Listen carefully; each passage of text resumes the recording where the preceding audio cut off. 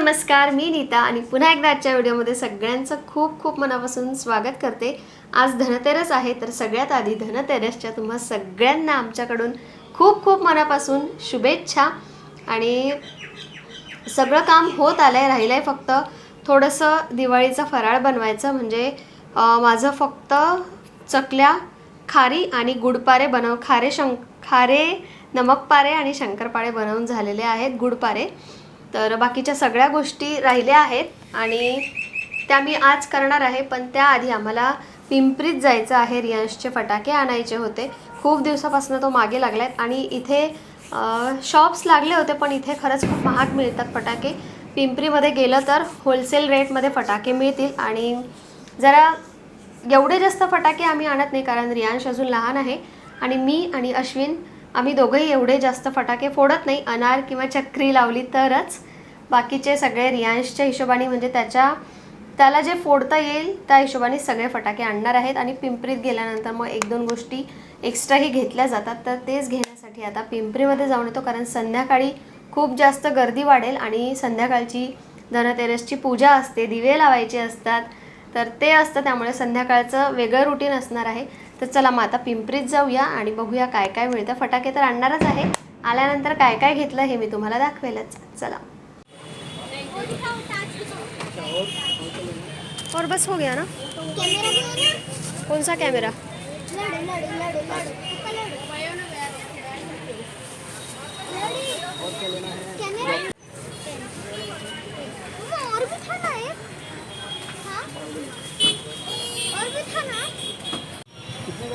ये पैकेट कितने का है भैया? ये कितने का है? 80 रुपये। 1 रुपये? एक नहीं 80 धमा। 1 रुपये में आजकल कुछ नहीं आता है। लगा 80। ये अनार बहुत बड़े हैं शायद।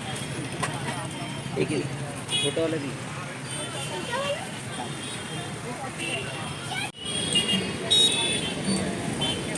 हैप्पी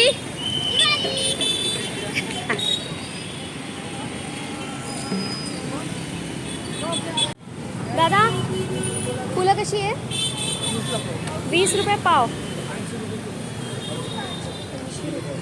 भीड़ नहीं है, अभी शाम को देखना कैसी भीड़ हो जाएगी।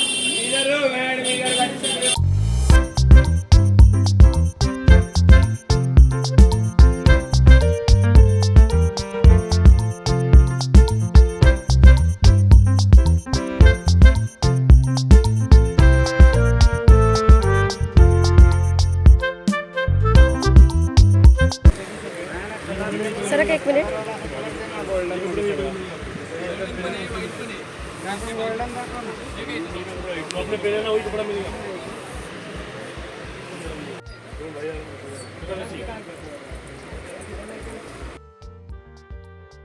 गणपती फेस्टिवलच्या वेळी कॉम्पिटिशनमध्ये जे flower pot as a gift म्हणून मिळाले होते ते तसेच खाली आहेत आणि त्याच्यासाठी फुलं घ्यायची होती। आणि पिंपरीमध्ये चांगल्या प्रकारे फुलं मिळून जातात कमी दरात आणि व्हेरायटीही बरीचशी असते।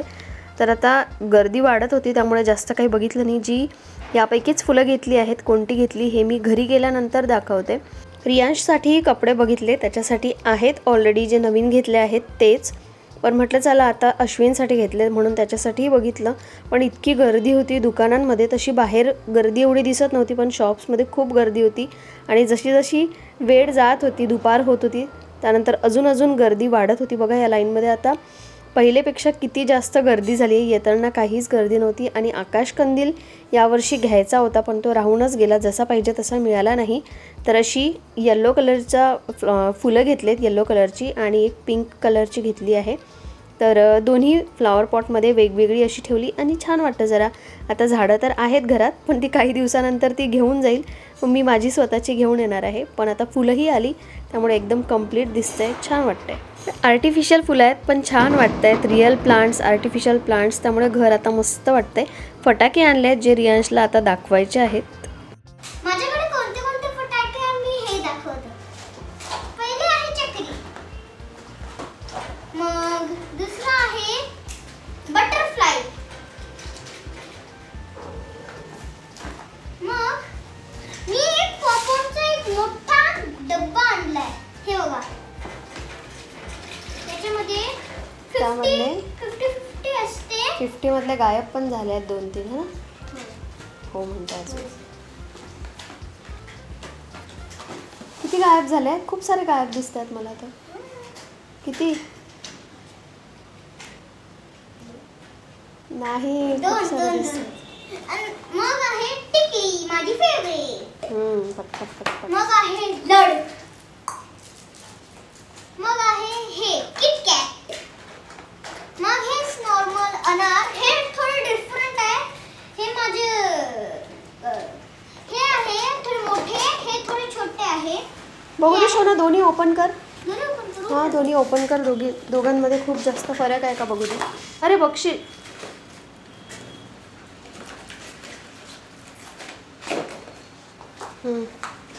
बाहेर कशाला काढले? दोन बघा ना, दोन.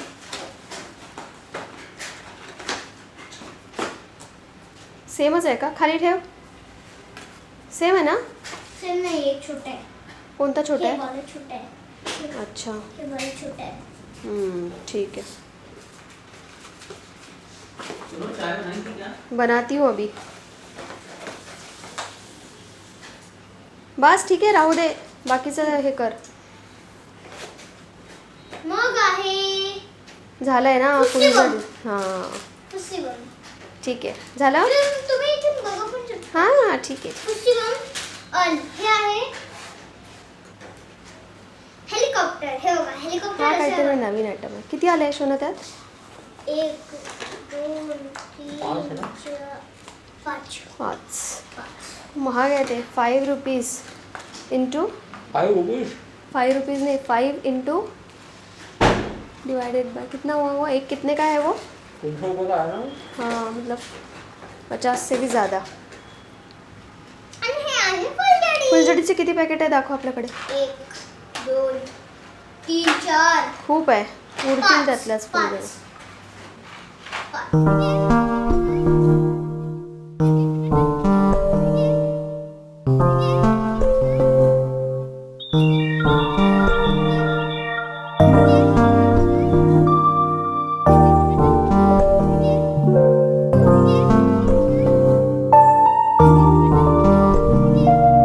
संध्याकाळची दिवे लागल्यानंतर मग मी धनतेरस पूजेला सुरुवात केली आणि धनतेरस पूजेला धन्वंतरी देवाचा फोटो लागत असतो. पण जिथे पूजेचं सामान मिळतं तिथेही तो फोटो अवेलेबल नव्हता. फुलं जिथे मिळतात तिथेही विचारून बघितलं पण तिथेही नव्हता. आणि पिंपरीत मी गेले तर मला ते लक्ष राहिलं नाही. आणि तसंही आधीपासून माझ्याकडे धन्वंतरी देवाचा फोटो नाही आहे. म्हणून मी आता विड्याचा गणपती ठेवला आहे, त्याची पूजा करणार आहे. आणि अन्नपूर्णा माता तेही पुढे सांगणारच आहे, तर तिची पूजा करायला घेतली. आणि धन जे आपल्याकडे काही सोनं दागिने असतील ते एका साईडला ठेवले आणि त्याची पूजा करून घ्यायची आहे.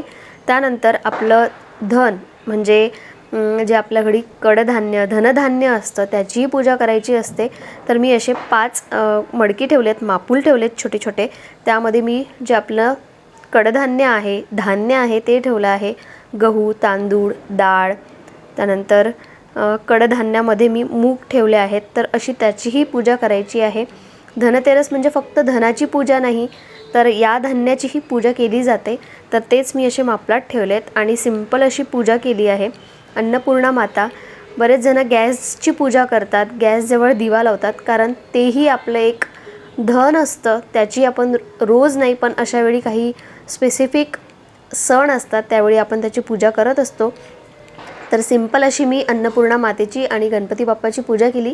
आणि माझ्याकडे जे काही दागिने होते त्यानंतर जे धनधान्य होतं त्याची पूजा केली, आरती केली आणि अशी माझी पूजा झाली आहे.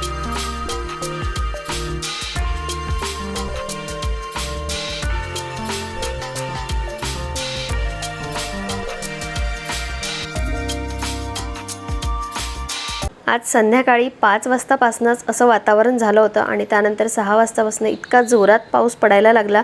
जी लाईटिंग लागली होती ती एक्सटेन्शनवर लागली होती आणि एक्सटेन्शनमध्ये पाणी जाऊ नये म्हणून लाईटिंगही काढून घ्यावी लागली. आणि सगळीकडे लाईट्स दिसतात पण आज मॅक्सिमम काळोख दिसत होता.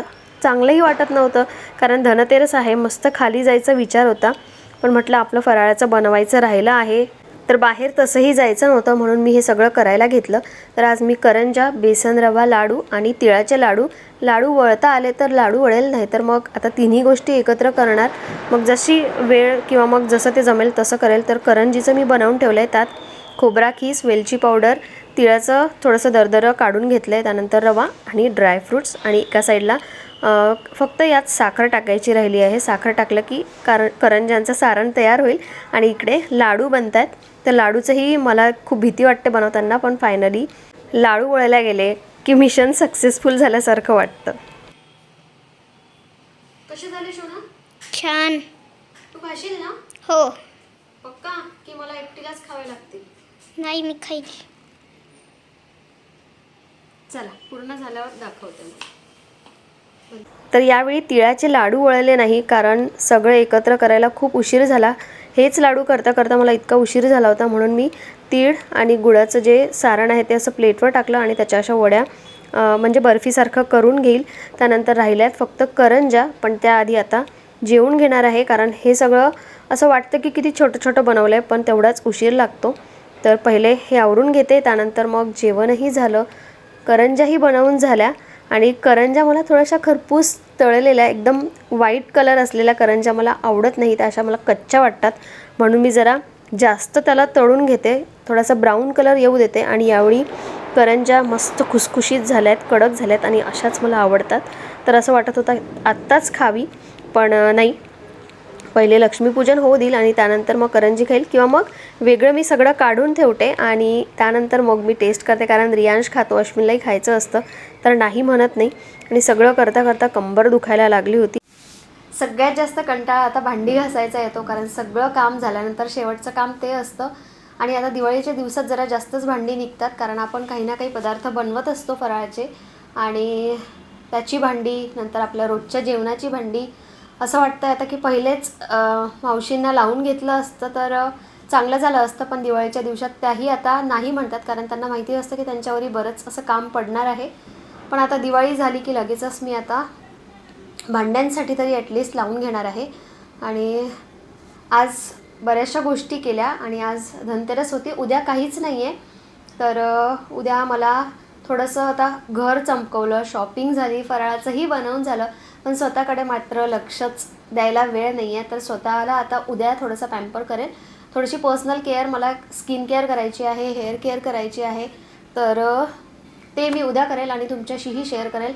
या सगळ्या गडबडीत आपण स्वतःकडे लक्ष द्यायला अजिबात विसरून जातो.